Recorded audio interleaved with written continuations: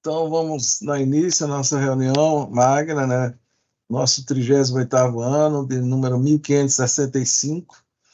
E hoje vamos contar com a presença, né, de um ex-aluno, Dr. Marco Antônio de Jesus Nascimento, e a gente vê que transitou, né, Marco, por vários centros importantes de São Paulo. Fez clínica médica no Hospital do Servidor, né, no IANSP, de São Paulo, eu fiz lá também.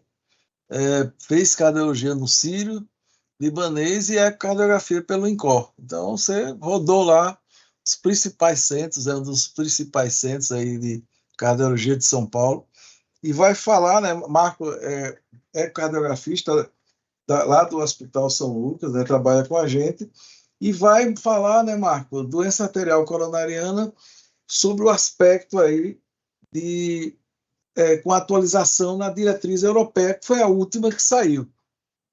A nossa foi até escrita antes da saída da europeia, mas até agora não foi publicada, né? Eu digo, já está caduca a nossa diretriz. E aí, Marco? Então a tela é sua. Pronto. Vou começar então, tá bom, professor? Primeiro eu queria agradecer o convite e a oportunidade de estar podendo apresentar essa aula hoje. A gente vai falar um pouquinho sobre doença arterial coronariana, principalmente pegando alguns aspectos da atualização da diretriz europeia. Começando, a primeira parte que a diretriz traz para a gente é que ele bota como uma definição, não doença arterial coronariana, ele traz como se fosse uma definição de síndrome coronariana crônica, porque ele engloba uma série de apresentações e síndromes clínicas que surgem devido a tanto alterações estruturais quanto funcionais relacionadas às doenças das artérias coronarianas, mas também à microcirculação. Isso vai incluir, vai levar tanto pacientes pós-síndrome coronariana aguda, pós-revascularização miocárdica, miocardiopatia isquêmica, tanto doenças aterosclerótica coronariana detectada por exames também, quanto doenças da microcirculação. Então, a gente vê que é uma doença que ela tem uma ampla etiologia, tanto abordando a parte epicárdica, quanto também a parte microvascular, tanto com alterações em cada uma dessas estruturais e funcionais também, levando a uma grande gama de possibilidades de apresentações clínicas. Apresentações que podem ser tanto de um paciente assintomático, que foi fazer um teste e acabou sendo diagnosticado, foi fazer um teste funcional, um teste anatômico, acabou sendo diagnosticado com esse quadro, quanto de pacientes que já tiveram eventos, a síndrome coronariana aguda e depois cronicamente ficaram em segmento, levando à insuficiência cardíaca com fração de ejeção reduzida, ou a síndrome de insuficiência cardíaca também, quanto também outros tipos de pacientes que ele traz um pouco mais nessa diretriz, que é o que ele conversa também da questão do ANOC no INOCA, que são termos que a gente vai tratar um pouquinho mais para frente, mas que ele dá um respaldo maior nesse englobamento dessa diretriz também. Até pacientes que vão ter angina induzida nos testes também. Todos esses vão estar englobados nesse aspecto de pacientes que ele traz com síndrome coronariana crônica, que a gente vê que tem diversas etiologias que podem levar. A diretriz, ela traz alguns aspectos e ela vem em partes. Ela tenta dividir em 4 partes para poder guiar como é o tratamento, como você vai chegar desde a parte da investigação, do tratamento e do diagnóstico, até a parte de como você vai fazer o tratamento desse paciente. O primeiro passo que a diretriz traz é fazer a anamnese e o exame físico do paciente, que é o básico que todo mundo vai fazer para qualquer doença, qualquer avaliação médica. Eu trouxe essa foto, que é da diretriz da Agente brasileira, da última que tem publicada, que é de 2014. A diretriz da Agente, ela dava um respaldo na classificação da dor torácica, que ela classificava em 3. Angina típica, angina atípica e dor torácica não anginosa, de acordo com determinadas características. Por exemplo, ela pontuava nesses 3 pontos: desconforto do resto external, desencadeada por exercício ou estresse emocional e aliviada com repouso ou uso de nitroglicerina. Isso era o que a gente dividia nesses 3 tópicos: angina típica, atípica, dor torácica não cardíaca. Só que uma coisa que a gente tem que focar e que ela respalda bastante é que, se a gente for esperar que o paciente tenha, por exemplo, para só diagnosticar um paciente com com DAC, por exemplo, quando ele só tem uma angina típica, a gente vai estar perdendo muitos pacientes, a gente vai estar deixando de tratar e deixando de diagnosticar bastante pacientes que podiam estar englobados e podiam ter um diagnóstico prévio prevenindo pior a clínica, sintomatologia. Então, a diretriz, ela vem trazer para a gente algo mais amplo, digamos, do que só essa classificação da angina em típica, atípica ou não cardíaca. Ela vem trazer que tem tanto características da parte torácica que podem aumentar, da dor torácica, que podem aumentar a sua suspeita, quanto podem diminuir a sua suspeita, mas numa gama mais alta de sintomas, quanto também ele traz que não somente a dor torácica pode entrar outros contextos, como, por exemplo, de espineia também, pode ser um equivalente e também pode entrar na parte da investigação. E ele traz o respaldo de que, tipo, não podemos só nos ater à dor. E, especificamente, não podemos nos ater a esperar que o paciente tenha uma dor torácica típica para a gente poder começar a investigação, começar a fazer isso tudo. A gente tem que abrir mais um pouco o nosso leque de investigação, tirar uma anamnese, um exame físico bem respaldado do paciente, para a gente poder conseguir pegar pacientes mais previamente, mais breve, fazer mais diagnósticos e, com isso, fazer tratamentos mais específicos. Sendo que uma coisa que ele traz é uma rotina inicial, além da anamnese no exame físico, que a gente vai fazer para esse paciente. A gente vai começar, basicamente, com o exame laboratorial. O exame laboratorial, ele traz destaque para fatos que a gente já faz normalmente, que é tipo pedir colesterol, inclusive com LDL, hemoglobina, função renal, a parte glicêmica com hemoglobina glicada, isso tudo que a gente já está adaptado. Ele também pode fazer função tireoidiana também, tudo isso como classe 1, mas ele traz meio que algo mais novo, que ele já classifica, não como classe 1, que é o que a gente faz para tudo, mas uma classe 2A, um nível de evidência um pouquinho mais baixo, que ele já coloca também para fazer um PCR ultrassensível nesses pacientes. Você pode vir a pedir também, que ele vai ajudar em alguns casos no futuro. Além disso, a gente vai fazer o que mais? A gente conversou, examinou o paciente, conversamos com ele, pegamos as características do quadro clínico, das queixas que ele está tendo, ou de dor, de espineia, equivalentes outros, pegamos essa parte. Fizemos a rotina inicial com algumas outras coisas que a gente vai acrescentar durante a apresentação. E agora, a segunda parte, o segundo tópico que ele pede para a gente ver, depois que você conversou com esse paciente, você vai tentar estratificar esse paciente. E aí, novamente, eu trouxe um comparatório entre a diretriz brasileira vigente, a última, que é de 2014, com a diretriz europeia, que eu vou trazer mais para frente. A diretriz brasileira, ele usa o Diamond Forest, e ele classifica de acordo com aquele, dor torácica não anginosa, angina típica... Marcos, só uma coisa, você tem um slide, está paralisado ainda naquele de característica dos sintomas, até agora. Então... Voltou a passar? Agora voltou a passar. Mas paralisou naquele, volta aí, volte, pronto. Esse não passou, esse não apareceu, viu? Esse aqui apareceu agora, né, professor? Agora sim. Pronto. Eu vou voltar então um pouquinho, tá certo? Exato, certo. Pronto. Aí, então, a gente viu que tem várias etiologias, tanto doença epicárdica quanto microvascular, e essas alterações podem ser estruturais ou funcionais, levando a uma gama de alterações, que pode ser desde um paciente assintomático, até um paciente que pós-infarto, pós-disfunção, que evolui com disfunção com insuficiência cardíaca, disfunção ventricular também. Mas ele passa também por outras partes, como angina, estresse induzida ou equivalentes num teste, por exemplo, até pacientes que vão ter inoca ou anoca, que são fatos que a gente vai conversar um pouquinho mais para frente. Tem uma parte separada especificamente para anoca e inoca, que a gente vai especificar melhor. A gente vê que tem um amplo espectro clínico nessa síndrome. Aí, indo para a diretriz, divide em 4 partes. Então, ela vai em 4 steps diferentes para você poder diagnosticar e evoluir um tratamento melhor. Aqui é comparando a brasileira, que ele bota angina típica, atípica e dor torácica não cardíaca, com aqueles tópicos, aqueles pontos. Mas a europeia, ela frisa que, você tem que não pode só esperar o paciente ter uma dor torácica típica para você fazer a investigação desses casos. Você tem uma outra gama de sintomatologias que vão desde dor torácica até questão de dispneia também, que você tem que investigar, conversar com o paciente para você poder fazer um diagnóstico melhor para ele.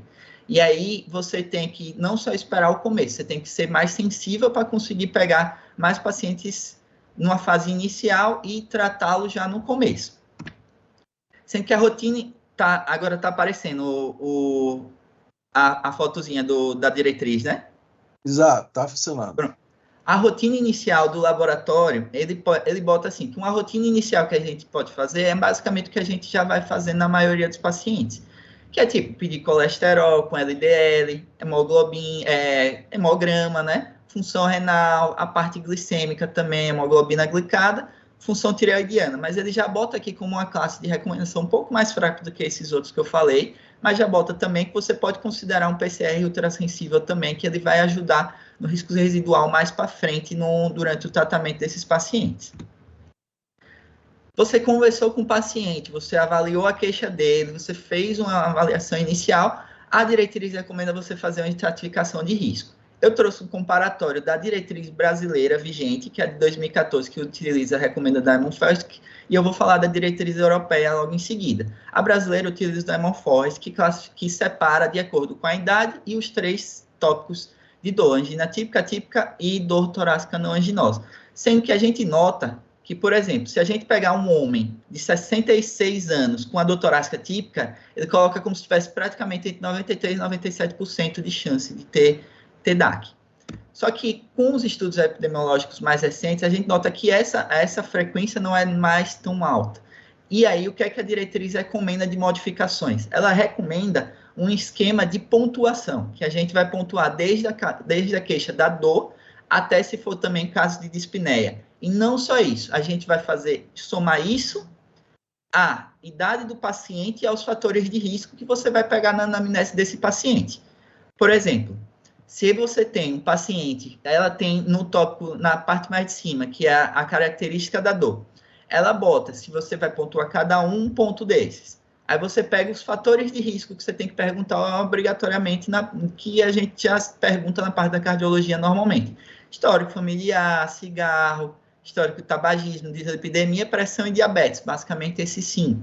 Aí você vai para a pontuação na tabela. E você vai classificar de 0 se a pessoa, inicialmente, 0 a 1 em cima, logo, se ele tem nenhum ou 1 ponto, se ele tem 2 pontos ou 3 pontos.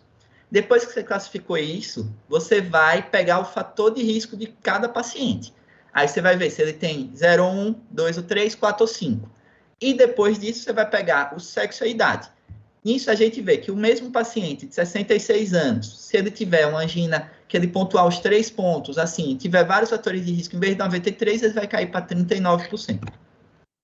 Associado a isso, ele recomenda o quê? Que você sensibilize mais a sua estratificação.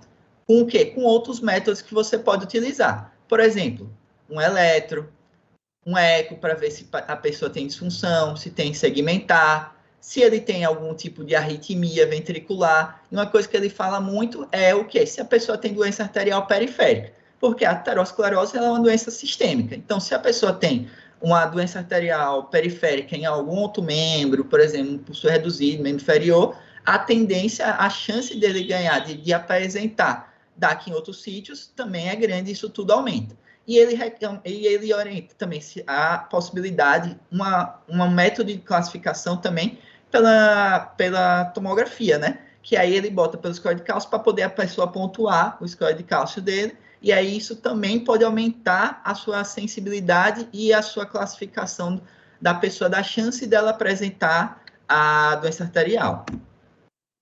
A terceira etapa foi uma etapa que a gente teve a aula da doutora Tainá. Então, não vou me ater muito a essa parte, mas eu vou passar um pouquinho nela para a gente poder entender direitinho. A terceira etapa é qual o método que você vai escolher, ou para classificar, ou para diagnosticar, ou para estratificar esse paciente que você está pensando que ele tem a doença. O que é que ele destaca? Ele classifica, ele separa bem direitinho em muito baixo, baixo, moderado, alto e muito alto risco.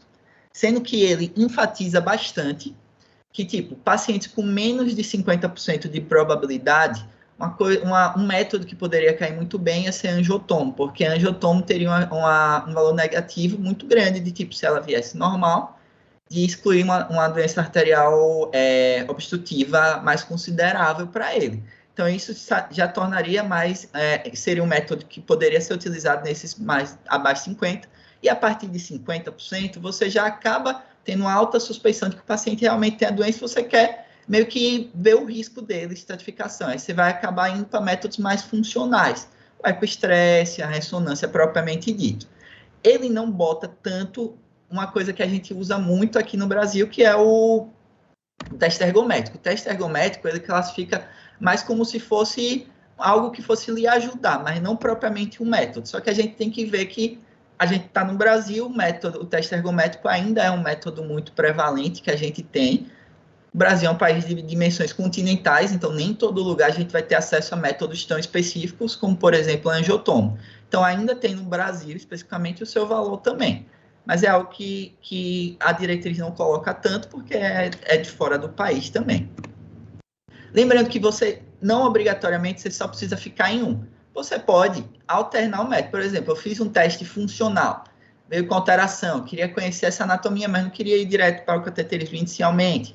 Poderia tentar o angiotomo e vice-versa. Ele dá essa opção de mudar. Exceto em alguns casos, quando, assim, por exemplo, você já tem um caso de isquemia muito severa, alterações muito grandes no exame, um paciente que já está com terapia antianginosa, aí já tem exame muito alterado, aí você já pode ir direto para uma investigação mais invasiva, não necessariamente essa troca também.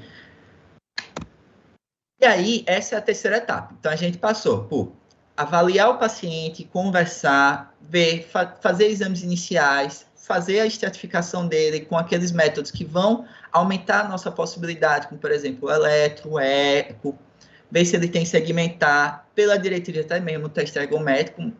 Você fez isso tudo. Você estratificou esse paciente, o risco dele, pediu o teste que se encaixava melhor nesse paciente. Você pediu, fez o teste. Aí você acha, pô, eu acho que ele realmente tem. Você vai ter que ir para a quarta etapa, que a quarta etapa é o tratamento desse paciente. O tratamento desse paciente, você tem que ir em pilares. Você vai fazer não somente uma coisa, não é só medicação, não é só tratar uma coisa ou outra. Você tem que usar múltiplas abordagens para esse paciente ficar melhor. Basicamente, você vai ter... Marcos, o slide está na terceira etapa ainda, pelo menos aqui para mim. Passou? Agora passou. Pronto, apareceu 5 quadradinhos, né, doutor? Sim. Pronto. Aí, o que é que acontece?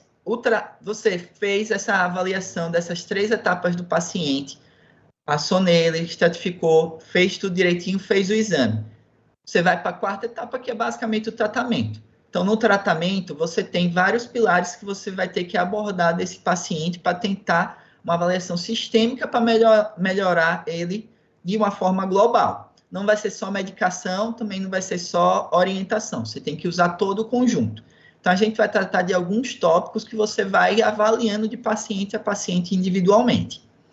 Vamos começar com o primeiro tópico, que vai ser os fatores e comportamentos de risco. Basicamente, você vai ter que englobar várias etapas desse paciente, várias orientações que você tem que dar para ele para você tentar melhorar. Então, vamos por partes. Você tem que, primeiro, vacinação é uma coisa que a gente raramente, muitas vezes esquece de orientar, mas é uma coisa que é importante também. Vacinação, primeiro, para pneumococo, influenza, na época que a gente está, vacinação por Covid também, são vacinas, deixar o calendário vacinal desse paciente é uma coisa muito importante para ele. Cigarro, a orientação é parar totalmente o tabagismo. E aí ele recomenda até que você pode utilizar de medicações, tratamentos, para tentar fazer com que esse paciente pare, mas é muito importante que ele pare, inclusive com redução de mortalidade na hora que para o cigarro. Obesidade, você tem que tentar fazer com que esse paciente fique no IMC entre 18,5 e 25. Então, você tem que combater a obesidade desses pacientes também, sendo que mais para frente a gente vai ver que tem medidas que também podem ser feitas nesse contexto. O álcool, a orientação é evitar que o paciente beba, é evitar o álcool realmente. Se você falar assim, se o paciente falar para você, eu não vou parar de beber, não consigo parar de beber, você vai tentar orientá-lo a parar, mas na refratariedade total, pelo menos ele tem que, no máximo, tentar 15 gramas por dia de álcool e 100 por semana. Isso é exceção, o ideal é parar, mas se ele não conseguir parar, pelo menos que ele consiga reduzir ao máximo para essa quantidade de álcool, mas o ideal seria parar. Dieta, você vai tentar orientá-lo, dieta mediterrânea, vegetais, frutas, evitar gorduras saturadas, lanches, pizzas e etc. E trazê-lo mais para uma dieta mais de vegetais e frutas. E atividade física também, que a gente vai ter um slide específico, mas a orientação geral, global, 150 a 300 por semana de atividade moderada, 75 a 100 intensa. Exercício, eu trouxe uma parte específica do exercício. Que exercício a gente tem que lembrar que não é só uma orientação. Exercício, quando bem indicado, ele vai ser uma parte importante do tratamento também. Claro, você vai pesar se o paciente tem condições. O paciente tendo condições, não tendo nenhuma contraindicação mais aguda, você vai tentar orientar e fazer a ele fazer o exercício. Contraindicações seria o quê? Se ele teria uma angina totalmente refratária aos tratamentos, se ele tivesse descompensado de insuficiência cardíaca, descompensado de arritmia também, se ele está num quadro agudo, síndrome coronariana aguda no momento, você não vai mandá-lo fazer exercício, uma insuficiência cardíaca descompensada, ou se ele tem alguma coisa descompensada ativamente. Aquele paciente que está já mais compensado, melhor, o exercício vai ser importante para ele. Porque a diretriz é bem específica nesse tópico que eu separei. Ela bota aqui um exercício, um conjunto multidisciplinar, programa multidisciplinar de exercício para os pacientes, chega até a ter redução de mortalidade cardiovascular. Então, é um negócio, é algo que é muito importante quando bem indicado. Não vai ser indicado quando? Quando ele tiver alguma contraindicação. Quando ele não tiver, você pode começar no programa de reabilitação e depois você vai progredindo até ele ir ficando no exercício. Mas é algo importante que você tem que pensar para ele também. Além dos fatores e dos comportamentos, a gente tem que ver que doenças que esse paciente tem. Quais são as doenças associadas e quais são as metas e os tratamentos que a gente vai ter que fazer. Basicamente, aqui eu dividi em 3 doenças para a gente ficar bem frisado, que são 3 doenças totalmente prevalentes no nosso país e no mundo todo, que são as metas de pressão arterial, diabetes, colesterol. A meta de pressão arterial para esse paciente com DAC, então, pela diretriz, é de 120 a 129 pressão sistólica. De diabetes, é manter uma hemoglobina glicada abaixo de 7. Do colesterol, a diretriz europeia coloca como 55, a brasileira 50, no caso, né? Então, mas seria pelo menos abaixo de 55, idealmente. Seria metas que a gente teria que tentar conquistar para esse paciente também. Então, a gente teria que fazer as orientações gerais, que foram aquelas que eu trouxe, já começar a focar nas metas que a gente tem que deixar objetivada para esse paciente. Pressão, diabetes, colesterol. Agora eu vou para uma parte um pouquinho de medicamento, que a gente vai juntar tudo. Primeiro eu vou começar com alguns medicamentos, vou reduzir desfechos, principalmente desfechos nos pacientes. O primeiro mais conhecido que a gente usa muito seria o AS. O AS a gente já usa e já está bem habituado. Essa diretriz, ela trouxe algo novo, que comparativamente até com a própria diretriz europeia, ela mudou. Que foi isso que ela trouxe. O AS a gente já sabe que tem redução de mortalidade dos pacientes com doença arterial coronariana, mas a gente tinha muito uma separação entre profilaxia primária e profilaxia secundária. Profilaxia primária seria aquele que nunca tinha tido evento, inclusive, seria tipo infarto, AVC. Profilaxia secundária seria aquele que já tinha tido evento. Tipo, a pessoa já teve um infarto, a pessoa já teve um AVC. Sendo que a profilaxia secundária, todo mundo já normalmente utilizava. Profilaxia primária ficava menos recomendações. Ela trouxe bem especificamente que, nesse tópico que eu separei aqui, em pacientes sem infarto ou revascularização, mas com evidência de doença arterial coronariana obstrutiva, a aspirina, ela é recomendada, mesmo que o paciente não tenha tido evento inicialmente. E aqui eu trago a tabela da própria diretriz da Europeia de 2019, que ela, previamente, nessa mesma frase, ela classificava como um 2B. Agora ela bota como uma classe 1. Então, essa é uma mudança significativa. A maioria muitas pessoas já utilizavam, mesmo se a pessoa ter evento, quando via a placa obstrutiva, até porque agora a angiotomo está crescendo muito, está tendo muita prevalência. Quando vi essa placa já iniciava, mas agora está formalmente indicada pela própria diretriz europeia para a gente se basear nesse contexto, mesmo se a pessoa não tiver tido evento, infarto, AVC, etc. Para dislipidemia. Dislipidemia, a gente sabe que a gente tem que tentar sempre objetivar chegar na meta terapêutica que a gente quer, no caso 50 para um paciente já muito alto risco cardiovascular. O tratamento inicial da gente é sempre tentar começar pela estatina. A estatina ela vai reduzir significativamente a mortalidade desses pacientes, então você tem que tentar realmente começar com estatina para eles. Claro que se você tentou estatina, a pessoa chegou na dose máxima da estatina ou na dose máxima tolerada pela pessoa, vai que a pessoa tenha tido dor muscular, não tenha conseguido chegar no máximo, na dose máxima, mas chegou no máximo tolerado por aquela pessoa. E ela não conseguiu atingir as metas, a gente tem que tentar associação com outras medicações.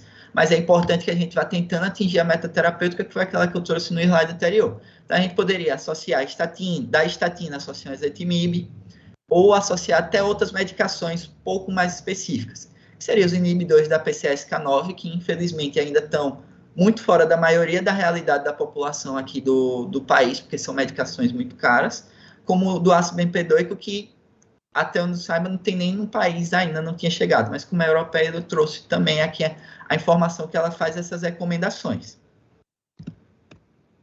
Essas recomendações, elas classificam como recomendações fortes, então você tem que tentar objetivar realmente uma redução agressiva do colesterol desses pacientes para eles poderem chegar. Inicialmente, sempre tentar a estatina, que é a estatina que tem maior evidência dentre todas as medicações, mas senão você vai fazendo associações para reduzir esse contexto. Outras duas medicações também que ele traz é o IECA e o beta-bloqueador. Vamos primeiro falar do IECA. O IECA, para pacientes que ele traz assim, classe 1 de recomendação total. Se esse paciente tiver alguma comorbidade, se ele for hipertenso, se ele for diabético, se ele tiver insuficiência cardíaca, nesses pacientes DAC, com alguma dessas outras sintomatologias, recomendação classe 1 realmente é uma coisa que vai trazer muito benefício para o paciente. Mas mesmo que ele não tenha isso, ele bota como um 2A você utilizar também essa classe de medicamento. Então, ok. E o próximo é o beta-bloqueador. O beta-bloqueador, a situação dele é que ele é um excelente antianginoso, objetivando sempre uma frequência cardíaca de 55 a 60.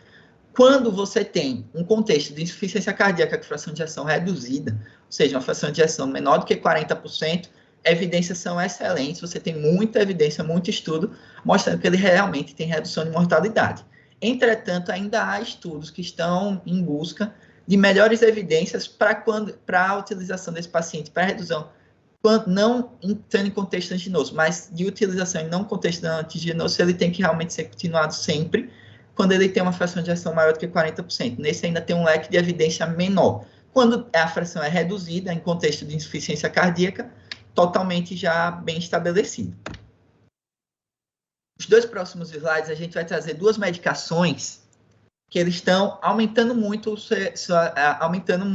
coisas novas. Que é o quê? Ele recomenda a primeira parte, que é do inibidor do SGLT2 ou do agonista do GLP-1. Que ele traz o quê? Essas drogas são novas drogas, começaram inicialmente somente para a parte de diabetes, mas foi se notando cada vez mais benefícios em múltiplas partes da cardiologia, diagnosticando insuficiência cardíaca, entre outras partes, também na parte renal. O que é que eles trazem de novo na parte de doença arterial coronariana nova?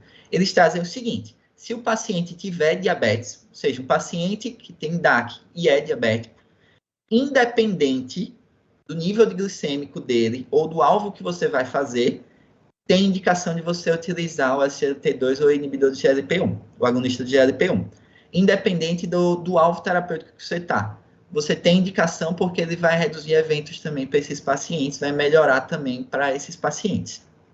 Então, paciente com DAC e diabético, se você, independente do alvo, você tem uma indicação de iniciar essa medicação. Agora, o paciente não tem diabetes. O paciente não é diabético, mas ele é obeso, por isso que o objetivo do alvo é de 18,6 a 25. Você pega um paciente com DAC e obeso, com um IMC, obeso ou sobrepeso, no caso, ou seja, o IMC dele é acima de 27, passou IMC de 27 para 30, 31, 32, mesmo que o paciente não tenha diabetes, você pode utilizar o agonista de GLP-1, semaglutida, nesse contexto para redução também de eventos nesse tipo de paciente. A evidência é um pouco menor do que no paciente com diabetes, mas você também pode utilizá-lo nesse tipo de paciente, DAC associado a sobrepeso/obesidade em IMC a partir de 27. Ele traz um tópico que, sinceramente, na prática a gente não vê tanta utilização, mas ele coloca a colchicina também para você considerar, principalmente você fez a terapia inicial, no segundo momento, a colchicina você poderia utilizá-lo para redução de infarto, AVC ou necessidade de revascularização. É uma evidência um pouco mais fraca do que as medicações anteriores que eu trouxe, mas é algo novo também que ele traz nessa diretriz. Lembrando só, da colchicina. A colchicina não é na dose que a gente usa para gota, seria na dose de 0,5 por dia, uma vez só por dia, tá bom? Pronto, a gente viu essas medicações que trariam desfecho. Agora a gente vai falar um pouquinho de medicações que trariam sintomas, mexeriam em sintomas. A diretriz, ela traz o quê? Ela traz essa imagem em que ela traz um conglomerado de medicações, desde beta-bloqueadores até bloqueadores de canal de cálcio, não dihidroperidíneos, hidroperidíneos, ivabradina, trimetazidina. Ele traz todo esse conglomerado. O que é importante para a gente saber? Inicialmente, ainda é a principal indicação de de antianginosos quando a pessoa tem angina. Se a pessoa não tiver angina, não tem recomendação dessas medicações. Eles são sintomáticos, ou seja, eles são para tratar sintomas. E aí ele traz, os iniciais ainda não mudaram, são beta-bloqueador, bloqueador de canal de cálcio, são as escolhas iniciais que a gente vai ter. Algo que ele trouxe novo, de diferente, que a gente vai comparar até mesmo nessa diretriz, é quanto à ivabradina. A ivabradina, ela perdeu um pouco de lugar, sendo que ele recomenda agora a ivabradina quando a pessoa tem a fração de ejeção menor do que 40. Paciente com fração de ejeção acima de 40, ele não está recomendando mais tanto a ivabradina. O que é que temos mais de recomendação? Então, temos o beta-bloqueador e o bloqueador de canal de cálcio, que são as duas medicações iniciais que a gente vai tentar na maioria. Temos os outros, o nitrato, o nicorandil, a ivabradina, que teve essa modificação em relação anteriormente, e a trimetazidina. Eu achei, a foto da diretriz atual é essa. Eu trouxe um pouquinho a foto da diretriz de 2019, a europeia mesmo, que eu acho um pouco mais didática também, já que tem interno e residente na aula também. Ela divide um pouquinho mais em relação ao que você usa inicialmente. Se você pode começar assim, a terapia inicial, que é bloqueador, beta-bloqueador, bloqueador de canal de cálcio, e ela traz umas orientações. Se a frequência está um pouquinho mais alta, qual que você vai tender mais? Se a frequência está mais baixa, o que é que você ia fazer mais, entendeu? Se ele já tem uma pressão um pouquinho mais baixa, sendo que é destaque aqui, que é esse tracinho que eu botei. Na recomendação de 2019, a ivabradina ainda entrava aqui. Só que agora a ivabradina vai entrar somente aqui quando o paciente tiver disfunção ventricular, ou seja, ele tiver uma fração de ejeção menor do que 40. Eu trouxe essa imagem porque eu acho ela um pouco mais didática para a gente entender inicialmente qual seria, o que é que a gente usaria primeiro, sabe? E o que é que a gente poderia combinar. Por exemplo, num paciente que você começaria um beta-bloqueador para ele, se ele não tiver nenhuma contraindicação. E aí, depois disso, o que é que você poderia usar? Um bloqueador de canal de cálcio, por exemplo, qual? Um amlodipino, se ele tiver uma pressão um pouquinho mais alta. E aí, nisso, você ia fazendo esse jogo de medicações, nesse contexto, para poder unir isso tudo nesse paciente. Lembrando que eu cortei aqui só a ivabradina, que a ivabradina vai ficar somente na disfunção. Os outros, dá para fazer essa associação. Eu trouxe também, só para a gente frisar, como seria essa. Eu trouxe a 2024, 2019, que foi a última que a gente viu, e a de 2014 brasileira. A 2014, ele também faz essas medicações, beta-bloqueador, só que ele é bem específico do beta-bloqueador na primeira linha, na outra eles trazem beta-bloqueador e bloqueador de cálcio.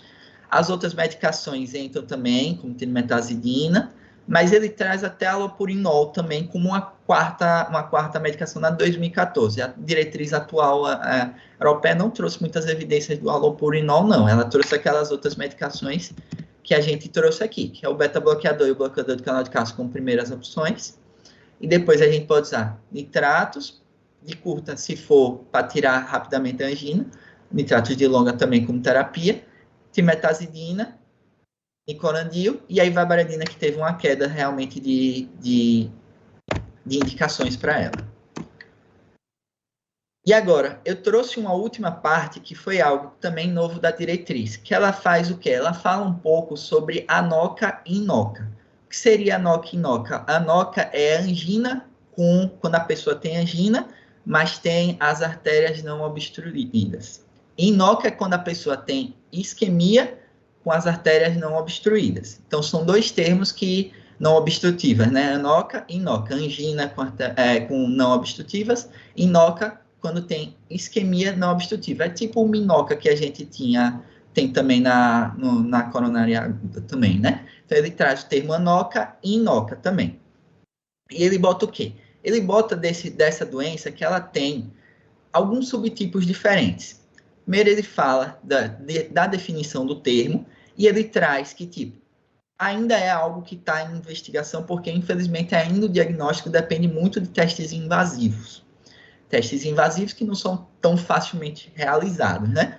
Então, a gente tem os subtipos. Quando faz esses testes invasivos, que seria com acetilcolina e adenosina, você teria alguns subtipos, que você teria angina vasoespástica epicárdica, angina vasoespástica microvascular, você teria disfunção endotelial, você teria também o outro subtipo seria uma vasodilatação prejudicada, ou por uma baixa reserva de fluxo coronariano, ou por uma alta resistência microvascular. Você podia ter também a combinação desses endotipos diferentes. O que é importante que a gente frise, que cada vez mais está se vendo essa questão do ANOCA e no INOCA. Porque a gente nota que tem a doença arterial coronariana obstrutiva, que é essa parte de cima do iceberg, mas cada vez mais tem se notado que tem algo mais, a parte mais de baixo do iceberg também ocupa muitas coisas, principalmente quando a paciente é do sexo feminino. A gente nota que o quê? Homens têm mais probabilidade, quando nessa tabela ele pegou de pacientes que foram para os testes invasivos, que homens têm mais doença obstrutiva, mulheres têm um pouco menos. Então, tem muitas mulheres, ele bota até de 50% a 70%, que vão ter doença arterial não obstrutiva. E, assim, tem vários subtipos. O subtipo mais comum quando foi feito o teste foi a disfunção endotelial. A soma dá mais de 100% porque pode ter em conjunto cada um desses. Sendo que, desses pacientes que fizeram esse teste, por angina, por ANOCA, ou seja, angina com as artérias não obstrutivas, 25% tiveram a isquemia detectável, então tiveram INOCA também. Então, esse conjunto mostra que é um fator que está cada vez mais vindo em voga e que a gente precisa ficar mais atento. Por quê? Se a gente não pensa, a gente não investiga, a gente não diagnostica e a gente também não dá o tratamento. Então, esses pacientes podem ter idas recorrentes, podem ter sintomas, podem ter piora também. Sendo que, o que é que você vai fazer inicialmente? Inicialmente, a investigação é o que a gente sempre faz para todo paciente. Anamnese, exame físico. Exclui causas não cardíacas, que a gente já faz sempre também no começo. Depois você vai para uma investigação inicial. Você pode fazer algumas investigações, PET, ressonância, SPECT, para a investigação dessa doença microvascular. Aí você pode ir também para alguns tópicos da angiotomo para poder excluir ele se ele tem causas obstrutivas ou não, né? Porque INOCA é sem obstrução significativa da coronária. Então, você fez isso tudo e você pensou, eu acho que ele tem, fez a investigação. Acho que ele tem ANOCA e INOCA. Beleza. Depois, você começa o tratamento, que vai ser o próximo slide. Você começa o tratamento inicialmente, meio que empírico, ainda sem propriamente definição dos casos. Agora, paciente você começou as medicações, o paciente ainda começou, ainda continua persistente, aí realmente você não vai ter muito como fugir, vai ter que ir para o teste funcional invasivo, que é o que realmente vai dar o diagnóstico, vai fechar o diagnóstico do paciente realmente.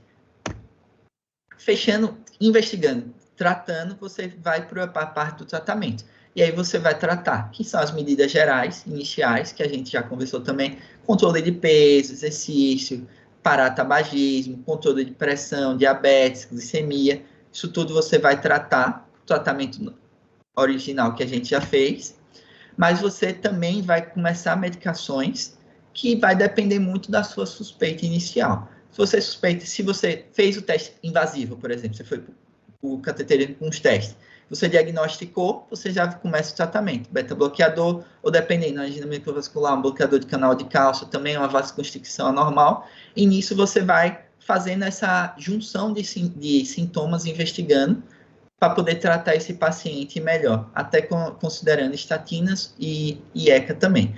Essa é uma doença que, assim, ainda não é tão bem definida e limitada e organizada que nem a outra obstrutiva que a gente trouxe a maior parte da aula. Esse aqui eu optei por trazer para a gente, para discussão, porque é um tópico que está cada vez mais em voga e a gente está vendo que está cada vez mais comum pacientes tem sintomas, tem isquemia diagnosticada por teste, mas quando você vai fazer angiotomo CAT, você não vê a obstrução. Você tem que pensar nesse outro caso, considerar para poder você também iniciar o tratamento desses pacientes. Foi isso. Eu trouxe um geral das partes que eu preferi separar mais, algumas coisas novas que a diretriz me chamou mais atenção, para a gente poder discutir mais também. Muito obrigado. Muito bem, Marco. Parabéns. Você fez uma revisão ampla, né? Hercúlea aí, pegar uma diretriz inteira, né? E fazer um resumo aí para a gente. Eu acho que você poderia compartilhar aí, Marco. Fica melhor, né?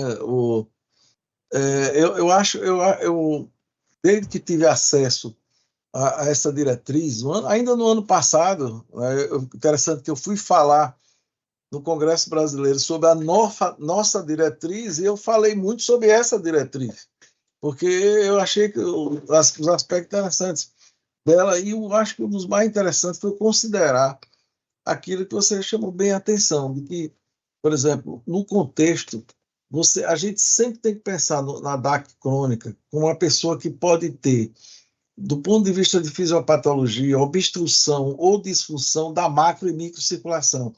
E como geralmente se acredita, a maioria tem as duas. Então, não é difícil você encontrar pacientes, por exemplo, que fazem uma cirurgia de revascularização por alguma coisa, e assim fica a revascularização bem feita, está bem feita e tudo, e o camarada continua com o teste isquêmico, né? Porque o problema está na microcirculação. E, por outro lado, você vê pacientes que a gente tem uma dificuldade imensa para convencê-lo de que o que ele está tendo, o que está apresentando de sintoma, ou mesmo do teste isquêmico, é por uma doença não obstrutiva, porque nós aprendemos sempre na doença isquêmica a raciocinar com aquele reflexo óculo-estenótico. Você tem entupimento, vai lá e trata o entupimento, né? Então, eu acho que essa visão aí você trouxe muito bem. A diretriz traz bem. Eu gostei muito dessa diretriz europeia. Estou lamentando demais aí, não sei se mais alguém aí participou da diretriz nossa. Eu participei, parabéns, só para você ter ideia. Eu acho que já fazem 2 anos que eu escrevi meu capítulo. E a diretriz não saiu ainda. Quer dizer, eu até reclamei na época, eu disse assim, olha, naquela época eu já dizia que deveria ter uma revisão, porque você já lança uma diretriz que está desatualizada no contexto atual, né? Então, eu acho que esses são pontos importantes aí da diretriz. Sempre lembrar que a doença coronária crônica ela é muito mais complexa do que a aguda, né? A aguda você trabalha ali com um quadro ali obstrutivo na maior parte das vezes e tal. A crônica você vê que tem opção para caramba de tratamento, mas roda e vira assim, um contexto muito importante, que eu acho que você deixou essa mensagem bem nítida aí. Controle de fator de risco, rigoroso de fator de risco, o papel importantíssimo que o colesterol tem, né? E nesse contexto, a gente sabe que, infelizmente, dieta e exercício interfere pouco, né? Aí 5, 10, 15%, tem uns bons respondedores, outros não, mas a maioria não são. Então, vai depender de remédio, de estatina, sobretudo. Hoje em dia, a gente tem a sorte de ter aí já a ezetimiba nesse processo, inclusive até associada à estatina, que facilita o uso, porque eu sempre digo que o paciente ele não conta remédio, ele conta comprimido. Então, se você usa associado, a adesão é muito maior, né?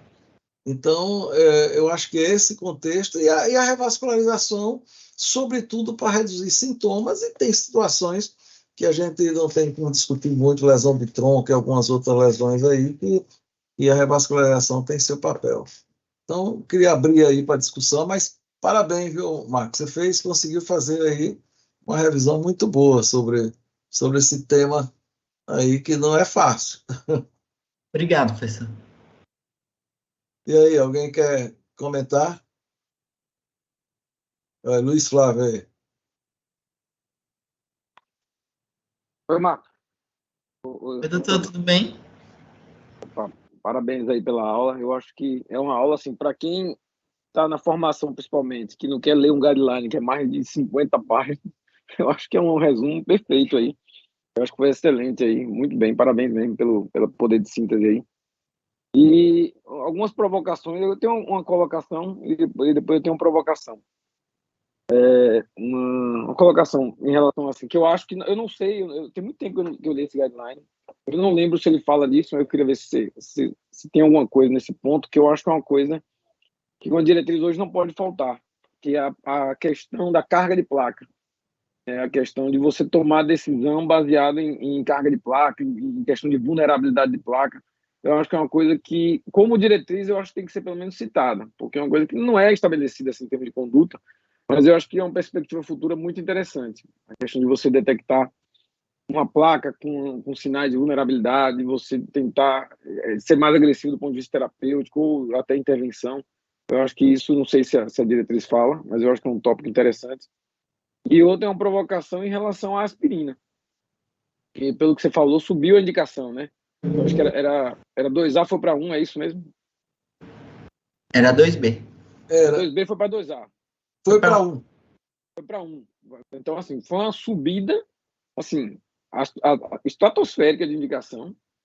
E essa é uma coisa totalmente controversa, né? Porque você vai pegar pacientes que você faz angiotomo, tem lesão, eventualmente uma lesão de 60%, 70% no CD.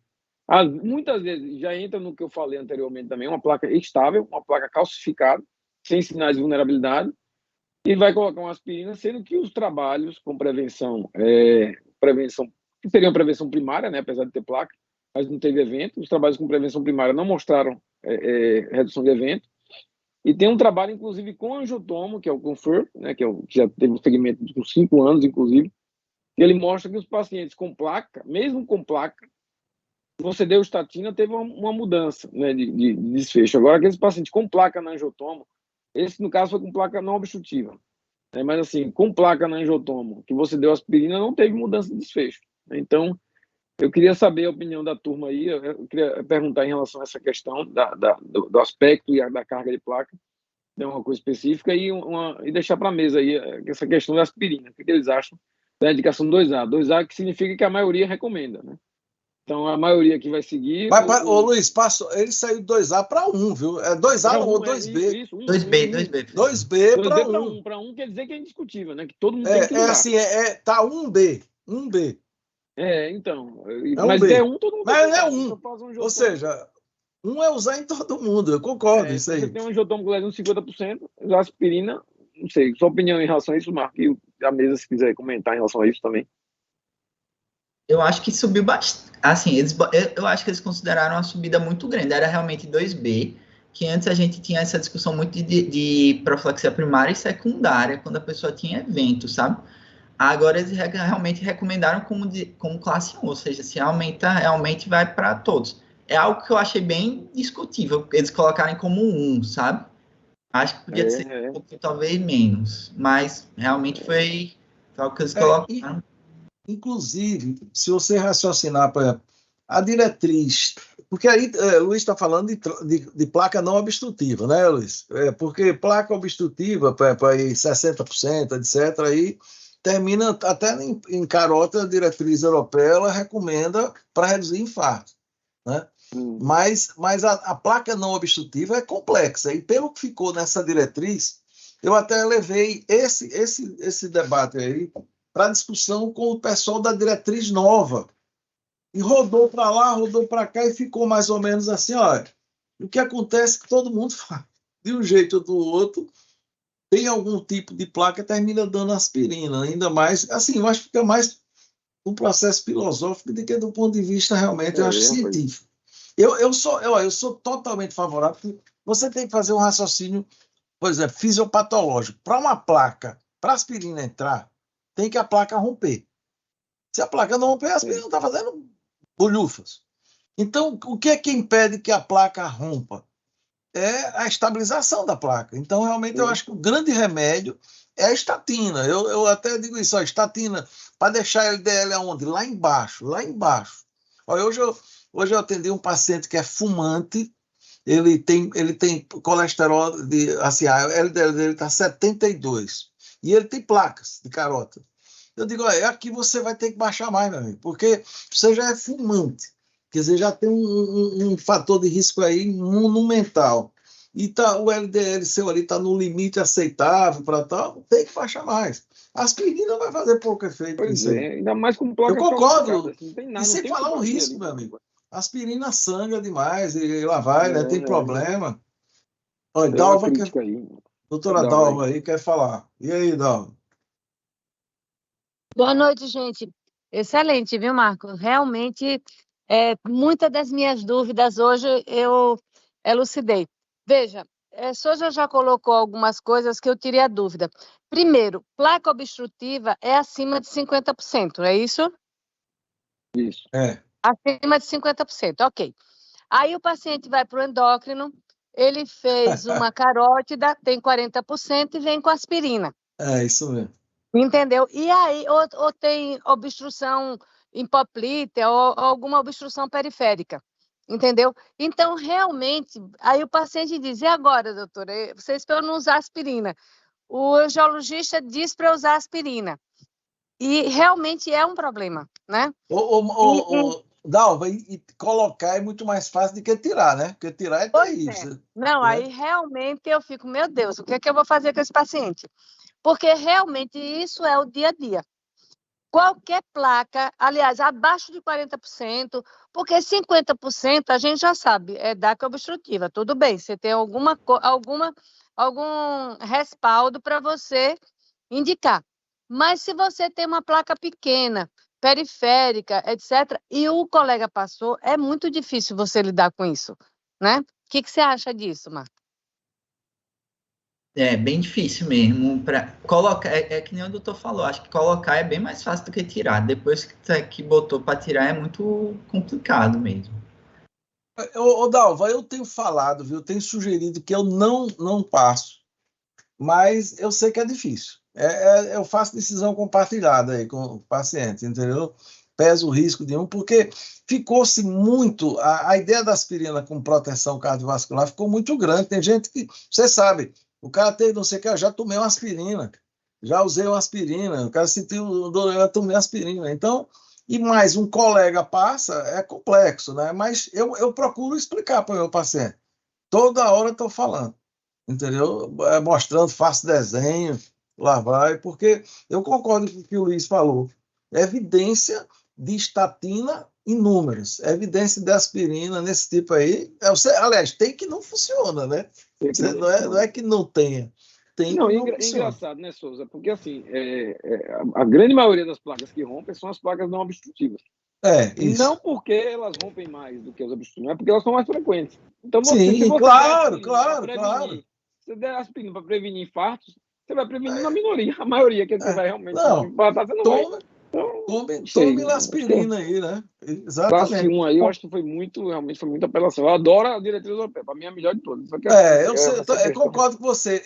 Nós não entramos, por exemplo, a minha abordagem, quando eu falei que não foi sobre. A minha era só diagnóstico, não chegava em tratamento, entendeu?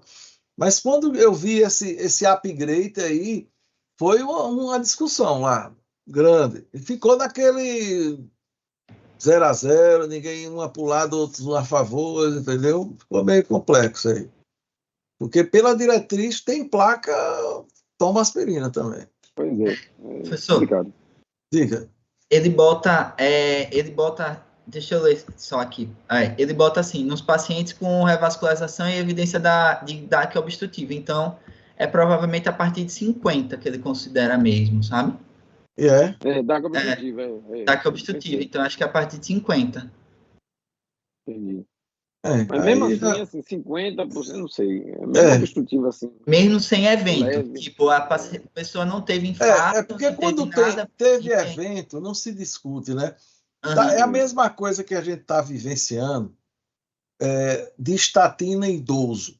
Né? Por exemplo, estatina em prevenção secundária não se discute em idoso. Estatina em prevenção primária se discute muito. E lembrar que prevenção secundária é evento. Eu participei de uma mesa no Congresso Brasileiro de Cardiologia de Porto Alegre, tinha um camarada na mesa, ele achava que placa, ele estava na mesa, falando, dando aula. E o cara pensava que presença de placa era evento, entendeu? E considerava a placa como evento. Teve uma complicação para mostrar para ele que não é, né? Entendeu? Então, no idoso, você veja, a partir de 70, 75 anos, a ideia é aquela, quem já vem usando, manter, mas você iniciar agora, tem 2 estudos aí rodando, um que para eventos conjugados, inclusive que pega assim, não só eventos cardiovasculares, né, como também cognitivo. Se funcionar, beleza, né? Você usar com prevenção primária. A secundária não se discute. Olha só que contrassenso, Souza. Você, por exemplo, você faz um score cálcio. Né? Score cálcio, a máxima de 100 ou acima do percentil 70, você tem que entrar com estatina. E você tem benefício na aspirina com estenose acima de 50, você tem que investigar esse paciente, você tem que fazer anjo. Porque senão, se ele tiver uma placa acima de 50, você não vai estar tratando. Né? Então, isso mesmo. se você tem indicação de tratar todo mundo, mesmo a obstrução obstrutiva com aspirina, isso requer que você rastreie esses pacientes. Não tenha dúvida, eu concordo com você. A partir da hora que você não tem indicação de rastrear, você não tem que entrar com aspirina para esse paciente. Eu acho que bagunçou um pouco as coisas aí. Bagunçou, eu concordo plenamente. E sempre lembro, quando você dá um remédio, o camarada pode deixar de tomar um que é mais importante, né? Uma coisa interessante também é o seguinte, como você colocou agora no idoso, quando saiu o Ascent, que a gente não faria aspirina na prevenção primária, eu tenho alguns pacientes nonagenários usando. Bem, eu não tirei. Entendeu? Porque o cara está à beira de ter alguma coisa, ele vai ter que morrer de alguma coisa. Então, eu não suspendi a aspirina. Concordo. Também, e tem pacientes que são centenários usando sua aspirina tranquilamente, que eu digo, eu vou tirar a aspirina. O cara vai ter um evento, porque ele vai ter que morrer, e então vai dizer, mas também a doutora tirou a aspirina, né? É isso mesmo, mas não tenha dúvida, concordo plenamente. Rodrigo, e aí, Rodrigo? Dá aspirina para arritmia ou não? Parabéns aí pela apresentação. Na verdade, é uma pergunta de atualização minha para vocês, para o Marcos, Souza, Luiz, aí, todo mundo está aí. Em pacientes com isquemia silenciosa, sabidamente portador de doença coronariana crônica e tal, existe algum benefício atualmente, além de controlar as comorbidades e aspirina e estatina, ou vocês procuram medicar especificamente pensando em isquemia, sobretudo num paciente muito ativo, que faz muita atividade física e que, enfim, não sente nada? Marco. Eu acho que o principal, nesse contexto, seria, pelo que eu entendi, o paciente fez a investigação, foi diagnosticado, mas não está sentindo nada, está sem sintomas, né? Pelo que o Rodrigo falou, assim, ele fez alguma prova que tem uma isquemia silenciosa. Tem isquemia, mas ele isquemia com DAC obstrutiva, no caso. DAC obstrutiva, mas não tem sintoma. Não é isso, Rodrigo? Exato. Eu acho que foi isso. Exato. Hein? Eu acho que o principal é é fazer, tipo, você controlar os fatores de risco dele. Tipo, você vai focar tipo, tudo para ele. Cessar tabagismo, se ele fumar, deixar eles na meta terapêutica, colesterol, triglicérides, tentar ajeitar isso tudo. No caso, estatina, porque ele vai provavelmente precisar para poder chegar na meta. Controlar todos as medicações para tentar deixar ele sempre na meta terapêutica, eu acho, doutor. Não sei o que é que o doutor Souza ou o doutor Luiz acha. Deixa o Luiz André responder aí. Luiz perguntou, ou levantou a mão também. Não quero responder sobre isso, não. Eu quero perguntar. Sim, não. Veja bem, eu acho que a grande dúvida que tinha, nós tínhamos primeiro o reflexo óculo isquêmico, e depois até foi Zé Augusto, Luiz Flávio, Luiz Cláudio da Bahia, que botaram até reflexo óculo isquêmico. Ou seja, você tem isquemia. Óculos estenótico, depois. Óculos era estenótico óculos estenótico e virou óculos isquêmico agora. Trata isquemia, não trata isquemia. Esse é um problema que vem de longa data, né? Já o estudo de isquemia, em parte, respondeu, em parte não. O que eu acho, considero ainda que o fundamental é o que o Marco falou. Controle de fator de risco, assim, bem intenso, estatina bem intenso, aspirina em quem precisa, mas você usar, por exemplo, droga anti-isquêmica em quem não tem, porque a droga é antianginosa, não é necessariamente anti-isquêmica, né? Não tem grande evidência de benefício, né? Não sei se alguém tem uma ideia diferente. Eu queria fazer um questionamento para o Marco, já que ele revisou a diretriz, e assim, eu até achei estranho que Rodrigo não fez essa pergunta. Porque Rodrigo é um dos maiores entusiastas aqui do nosso grupo da colchicina.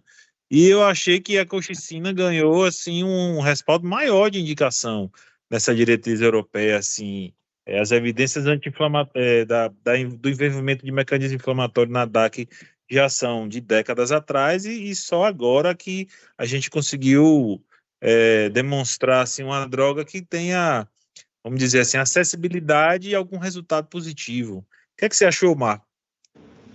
Eu acho, assim, ele bota lá, tem um tópico específico das drogas das anti-inflamatórias, sabe, doutor? Aí ele coloca realmente da colchicina, ele cita alguns artigos que vem mostrando realmente benefício desse contexto.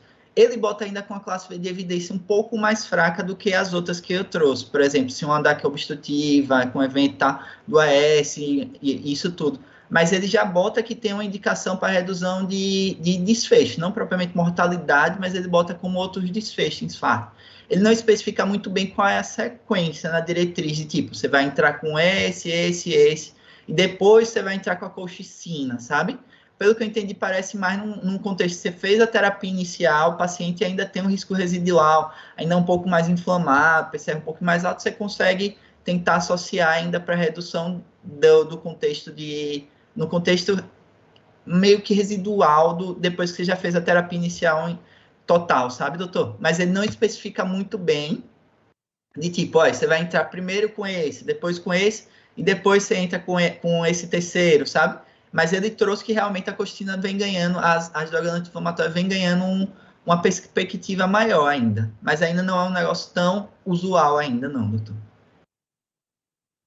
Na nossa diretriz antiga, que é a vigente, você falou, ela entrava como quarta etapa, você lembra, né? Que você... Não era colchicina, era o alopurinol. Era. A colchicina ficou para cirurgia, alguma coisa lá e tal, não aborda, tem razão. É um ponto até, eu já tinha conversado, viu, Luiz, com o Sérgio Montenegro, que eu vi que ele era entusiasta disso, para ele fazer uma das apresentações, uma apresentação aqui na reunião Magna, focando esse tópico específico aí de colchicina. Ele até ficou, vou trazer e tal, porque eu acho que é uma coisa que vale a pena discutir, né? Que realmente eu acho, Souza, que o marcador aí é que a gente não está acostumado em doença crônica a ficar pedindo PCR. Exato, né? isso. Essa é doença aguda, né? O cara está no pronto-socorro, o cara está no lógico, hospital por algum outro motivo. Mas em doença crônica tem uma lógica, você fez tudo, aí você, poxa, o cara ainda não está legal, não chegou em tudo que você queria, você dosa uma PCR e vê que a PCR ainda está elevada, acho que cabe, é uma droga que tem pouco problema, vamos dizer assim. Sim, e nessa dose que ele está usando, não dá diarreia, né? Porque você lembra que em gota a gente vai Exatamente, até 2 esse era gramas, o não sei quanto, complemento. né? Não é dose de gota, né? É dose para Não, inflamação crônica, né? crônica. Talvez aí, Luiz, é isso que é um ponto. Esses pacientes que têm psoríase, que têm essas doenças inflamatórias crônicas, talvez se beneficiem com isso, né? Que são doentes que vivem em um processo de Exatamente. E a gente tende inflamação a conviver continuada. cada vez mais com esses pacientes, né?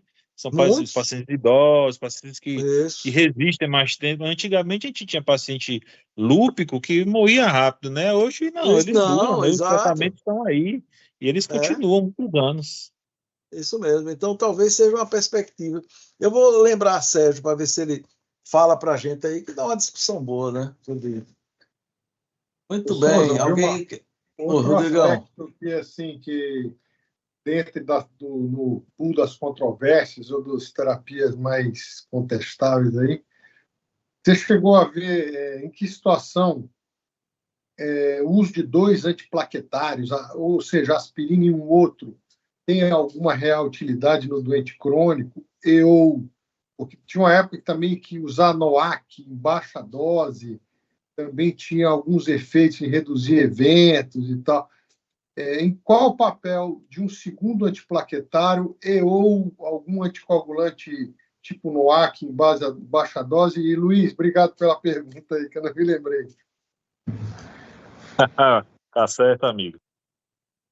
Ele tem uma tabelinha, doutor, na diretriz que ele traz essas características.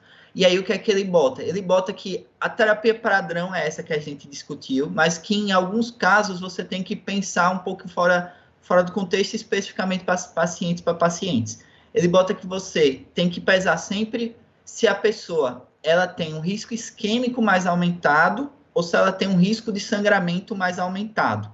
Porque dependendo do risco que ela tiver, se ela, por exemplo, ela tem um risco isquêmico muito grande, mas tem um risco de sangramento muito reduzido, você pode tentar, principalmente em contexto de pacientes que já foram angioplastados, que você começa com ADAPT, você pode fazer um contexto de terapias diferentes, digamos assim, que é tipo, desde prolongar o tempo da ADAPT, calculando o DAPT score, até você utilizar, em alguns contextos, a rivaroxabana em baixa dose também. Mas ele bota que, assim, não é a terapia, o padrão que você vai utilizar, você tem que sempre pesar se o paciente ele tem um risco isquêmico maior do que um risco de sangramento. A terapia standard, o padrão seria essa que a gente discutiu, ou no caso de um paciente que foi para angioplastia, um ADAPT normal, mas que em alguns casos de pacientes com risco isquêmico muito alto, você podia, por exemplo, calcular o DAPT score, que é um cálculo, e prolongar esse tempo de DAPT, que normalmente seria de 6 a 12 meses, dependendo de cada caso que o paciente teve, por mais tempo também. Ele bota uma tabelinha, isso dependendo de cada contexto. Tipo, pacientes que têm um risco maior de isquemia, um risco menor, você pode fazer um tempo menor, um tempo maior. Mas ele traz que são terapias, algumas alternativas fora do padrão que você pode utilizar assim, dependendo do risco isquêmico do paciente em questão. Se é um paciente que foi para angioplastia, você botou, mas ele tem um cateterismo, que são anatomias bastante complexas, ele não tem chance de sangrar tão grande, aí você poderia utilizar. Dá tempo de mais um aí, Souza? Dá, sim, claro. Outra coisa, Marco, que eu queria saber, assim, qual o real papel do ezetimibe? Ele tem um papel intrínseco em modificar a doença em si, ou ele é apenas um coadjuvante para você olhar o laboratório, o LDL menor ou igual a 70, entendeu? Se ele tem...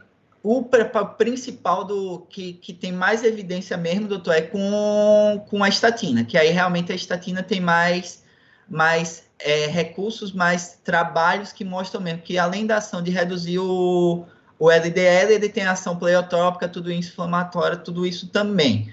Do ezetimibe, eu acho que ele vai mais no coadjuvante para tentar baixar para tentar entrar na meta mesmo. Não sei, não tenho certeza, não sei realmente se ele entra todo. Tipo estatina dose máxima, estatina que não chegou na meta e estatina mais ezetimibe chegando na meta e isso mudando desfecho. Você tem conhecimento disso?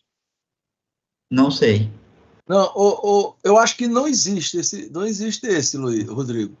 O que tem é assim, por exemplo, já teve estudos em que usaram, por exemplo, dose intermediária de estatina mais isetimib, chegava na meta e tinha benefício, entendeu? Mas comparado com a estatina pura, não, eu desconheço isso aí também.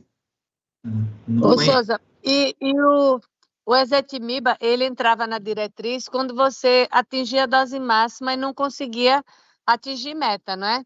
Isso, Mas, assim, então. na prática, a gente tem usado muito mais. Então, né? é isso que eu estou A gente tem falando. usado dose mais baixa, eu faço isso na prática, eu tenho usado dose mais baixa de estatina. Estatina com ezetimibe, né? Por exemplo, teve um estudo, eu não me lembro mais o acrônimo, foi apresentado aqui, ó, no Clube do Artigo, até poxa, não me lembro mais quem foi o residente. O acrônimo também do estudo, que mostrou que ezetimibe de 20, a dose 20, desculpe, a rosuvastatina de 20, mais o ezetimibe de 10, trazia benefício de redução de eventos. Mas é uma dúvida que tem, porque ninguém quer testar também, né? Eu acho que até comitê de ética para aprovar isso fica complicado. Na verdade, na prática, o que se usa muito é assim, por intolerância à estatina, por dor, etc., você termina reduzindo a dose, associando a ezetimibe, mas eu concordo com o Dalva, que muitas vezes você chega ali naquele paciente que está usando 20 miligramas, você quer baixar mais um pouco, associa, eu estou dizendo da Rosuva, né, que é o que eu uso mais, associa o ezetimibe ao invés de dobrar a dose da rosuvastatina. Mas essa é uma pergunta, viu, Rodrigo, interessante, porque no início mostrou que ele não tinha muito benefício, né?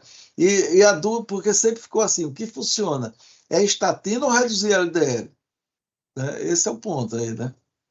Eu acho que é um tema, a questão é alguém bancar um estudo desse, que eu acho que é bem interessante.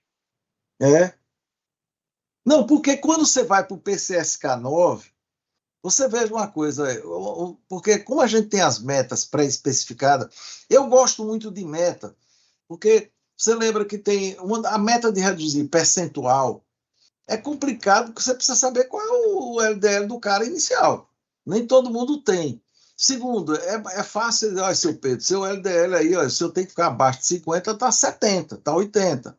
Então, ele sabe o valor que ele tem que chegar. Então, meta é interessante para atingir. Só que, assim, quando você consegue, usando Rosuvastatin e acrescenta o ezetimibe e chega na meta, top.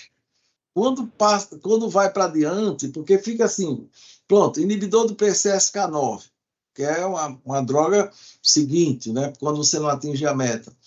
O problema todo é que você vê, quando você vai ver todos os estudos, Fourier, etc., o que é que você ganha mais, né? Ganha o quê? Porque tudo é endpoint composto, você vê assim que não é propriamente morte cardiovascular que ele interfere, né? Então, e é caro. Você vê que não é todo mundo que quer usar, né? Eu tenho pacientes usando, mas assim, eu tenho, pelo menos eu estou lembrando aqui de uns 3 a 4 infartados, assim, muito jovens, que têm uma hipercor bem alta, bem elevada, e aí está usando. Agora, outra coisa que você falou, viu, Marco? O ácido bentoico deve estar chegando agora, viu, aqui no Brasil. Eu soube que vai ser lançado agora em 15 dias, e talvez seja uma opção interessante para a hipercor familiar. Eu estou com um lá no ambulatório do HU. Paciente usando 40 miligramas de rosuvastatina, mais 10 de ezetimibe, e o LDL é 400. Já pensou? Esse é bem alto, esse. Isso aí. Usando os dois. É uma moça. Até já falei com Cristina Isaac, porque tem estudos, né, que até eles facultam até passagem e tal. Vamos ver se colocam ela num desses estudos, porque 24 anos. E já começa a ter os estigmas, né? Não tem para onde fugir, né? O LDL desse nível aí, mano. Muito bom. Mais alguma pergunta? Eu acho que um tema, assim, um tema muito importante da prática clínica, né? Marco, eu acho que você fez uma revisão fantástica, porque não é fácil resumir uma diretriz, né?